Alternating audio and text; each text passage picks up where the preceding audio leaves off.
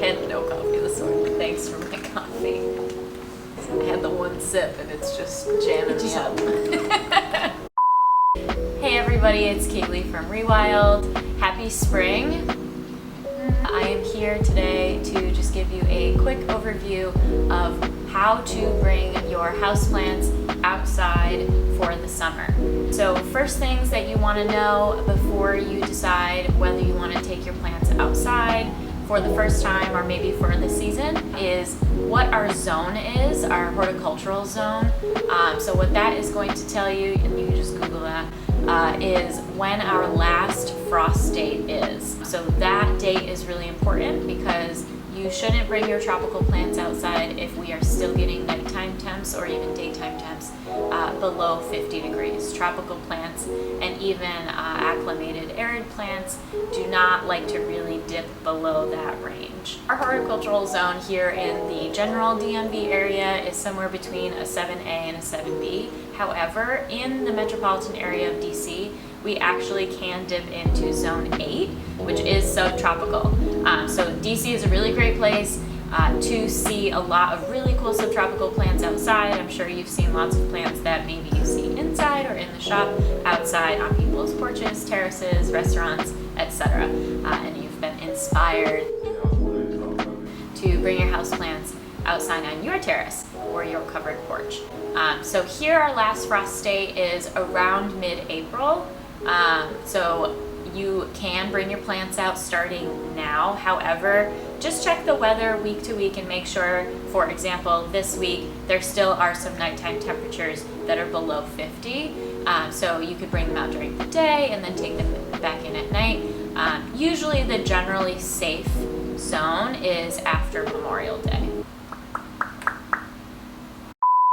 Okay, so let's say that we're in the clear for our temperatures, you are ready, you have your plants selected that you want to take outside. How do you acclimate your plants to go outside? Because it is generally not recommended that you just take a plant that is already been indoors, acclimated to your space, and just put it right outside on your terrace. What will end up happening is the plant will go through a lot of acclimation stress, especially if it ends up being a really bright and sunny, a really windy, or a really hot week. So we don't want that. We don't want to put it right outside and just have it really suffer.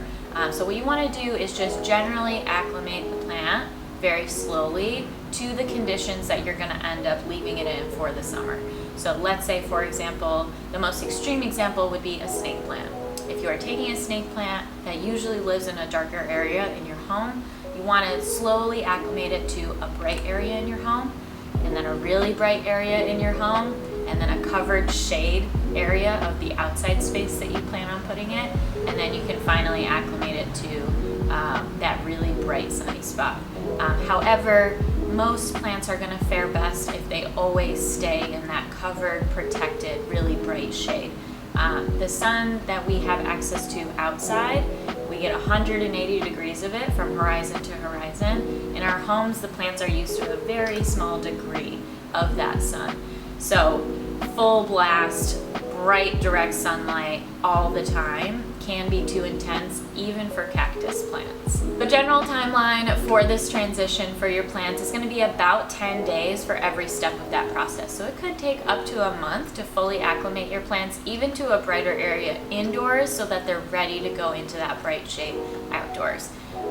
Like I mentioned, even cactus that are inside plants cannot tolerate bright, direct, hot outdoor sun all day long, all summer long.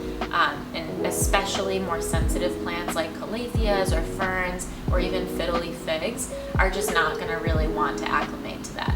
Okay, so once you bring your plants outside, they're going to need drastically different care requirements, including increased watering. So even a plant like a cactus that you would be watering once a month inside, if it's a really hot, windy, dry week, you could need watering at least once a week. For tropicals, on very hot days, you want to check them every single day. Sometimes you might even be watering them twice a day. When you plant your plant, that's a good one. That's a good one.